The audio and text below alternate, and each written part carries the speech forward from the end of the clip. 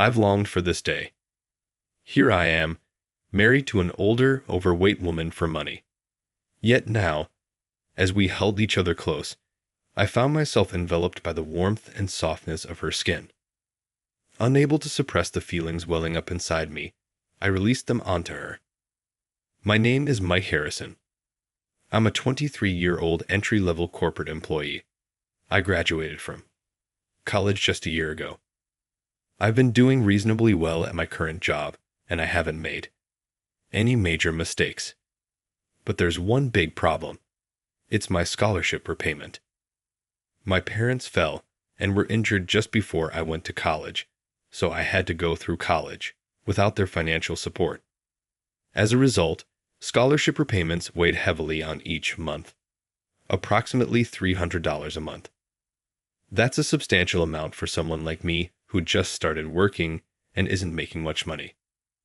My take-home salary is about $1,900. Rent is $500.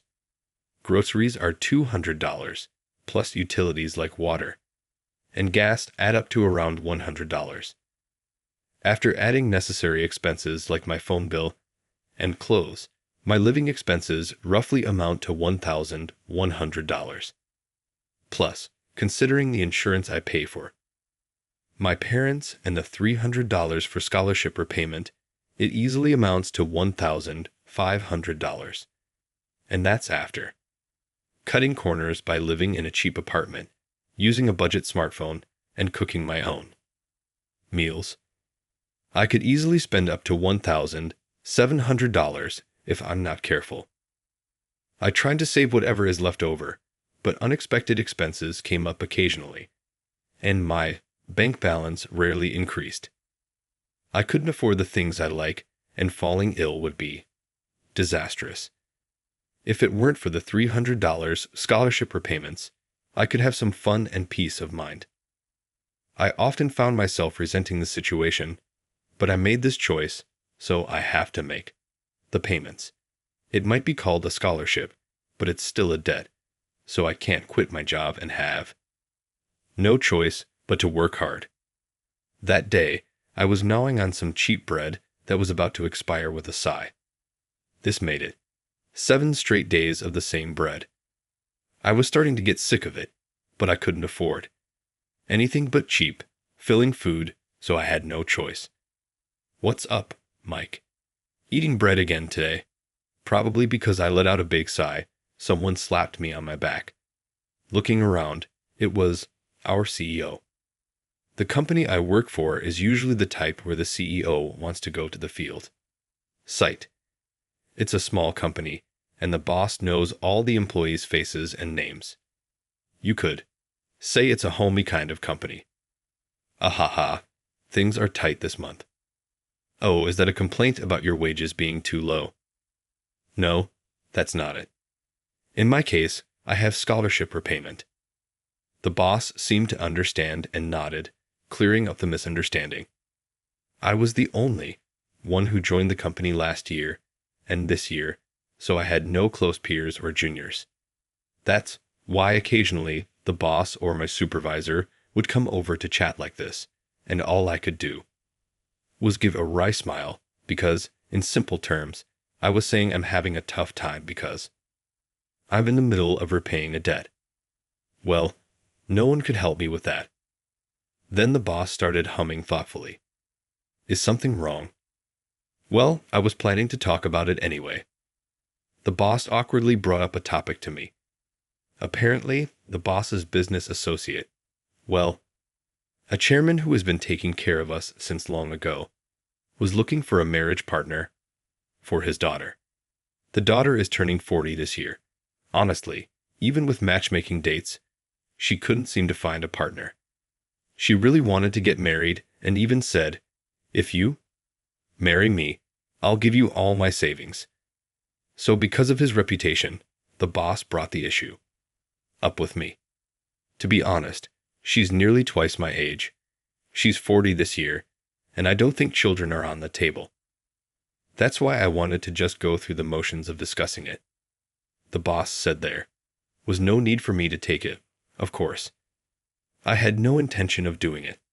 After all, I had never met this person, and I love kids, so I wanted to have children in the future. So I just thought of it as a performance for the sake of the CEO's reputation to show that I'd heard him out. I was supposed to have accepted it as that. At least, I thought so. What? Mom collapse. That night, I received a phone call. My mom, who had been sick, had collapsed and was admitted to the hospital. My dad's income had decreased due to the after effects of an injury, and there's almost no savings left at home. Without money to cover until the insurance came through, I impulsively transferred my meager savings to my parents. As it turned out, my mom's life wasn't in danger, but this incident put not only my scholarship but also my livelihood in jeopardy. What should I do? Looking at my nearly zero balance, I fell into despair. I should have consulted with a local authority if I thought clearly, but I wasn't thinking straight at the time, and before I knew it, I was contacting the boss. 2 days later, on my day off, I was invited to an upscale traditional restaurant. I never thought I would visit such a place in my lifetime, but today was the day to meet the chairman's daughter. So that's why I, a commoner, am here. It's formally a matchmaking date, but I had already decided to marry her. I didn't have money, and I needed money immediately to help my parents. If it's for that, marrying someone I don't even love was a small price to pay. She's a 40-year-old woman. I would just think of it as living with an aunt from my family. That's what I was thinking. Nice to meet you. I'm Jane Watson, she said. Pleased to meet you, I replied. The woman I decided to marry was absurdly, well, no offense, but she was obese. She must have been wearing nice clothes, but they seemed ready to burst at the seams, and fat was spilling out here and there. Honestly, I was taken aback. I wondered how one would have to eat or live to end up with such a figure. She was beyond belief, but I couldn't turn back now. I'm Mike Harrison. Nice to meet you. Let's drop the formalities. It's too formal, she said. It seemed that Jane had a strong personality, and I was incredibly anxious about whether I could handle this in the long run. In the end, everything proceeded smoothly, and we decided to live together. I was used to living alone, but my old renowned apartment was indeed too small for 2 people. Plus, she's the chairman's daughter. As expected, Jane took care of all the living expenses, and I ended up moving into a high-end apartment. The view was great. It was spacious. It was the best. I was a bit apprehensive about living with someone else, but we weren't close even if we were a couple.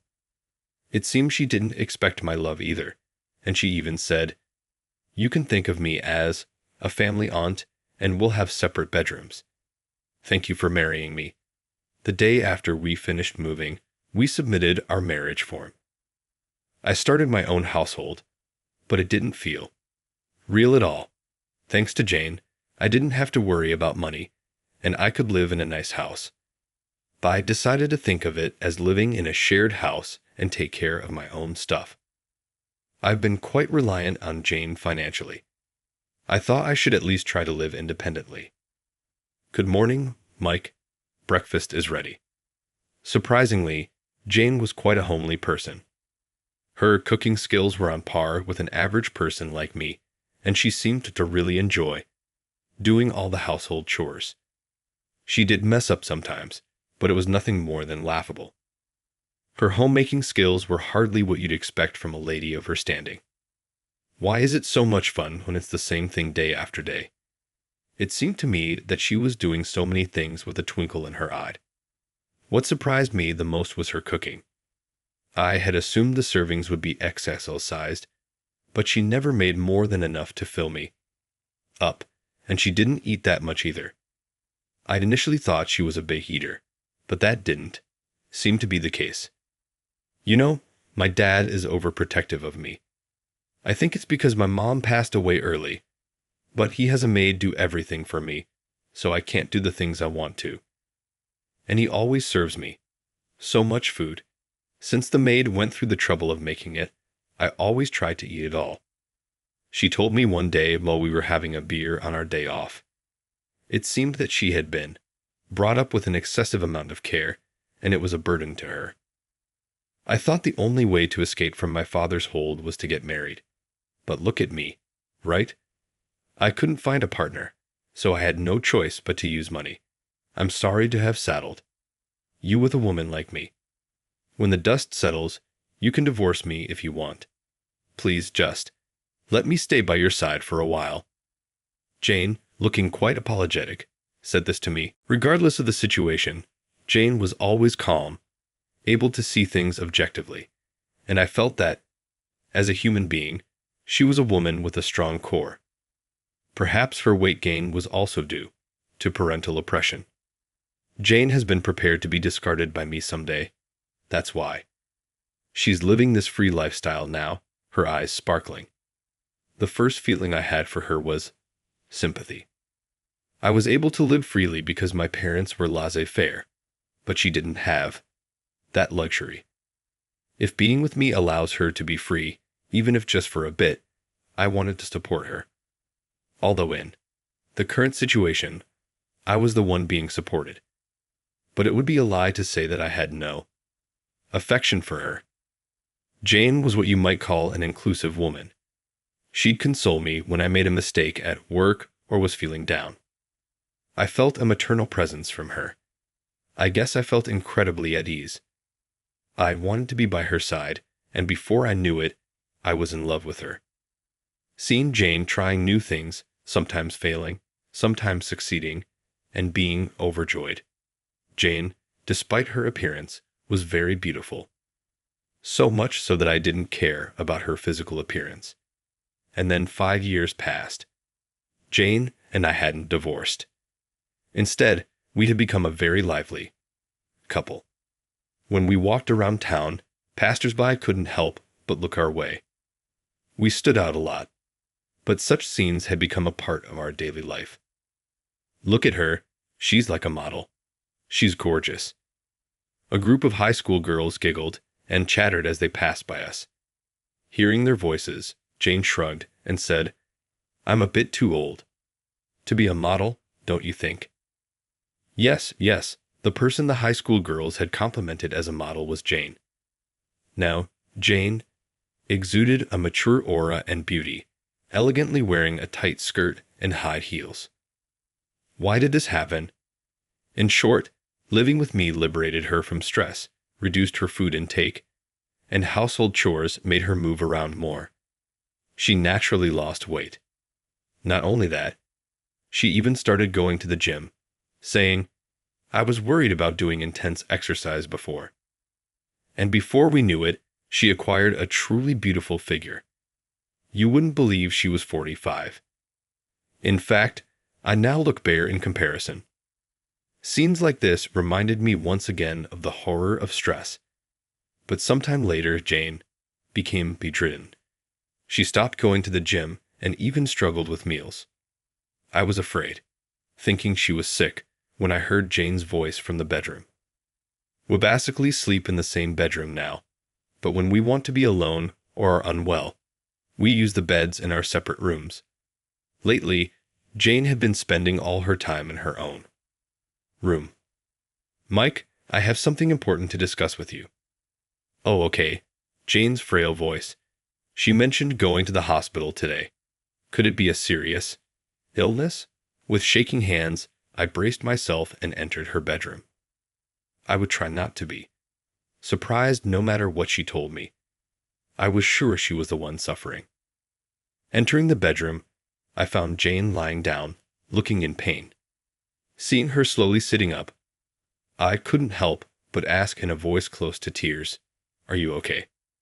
Shoot, I didn't want to make her worry. Biting my lip, I regretted my words. Seeing my reaction, Jane said, "I'm sorry to worry you. I went for a checkup today, had them look inside me." Then, she handed me a picture printed in black and white with a small circle marked on it. Inside the circled area, there was a small dot.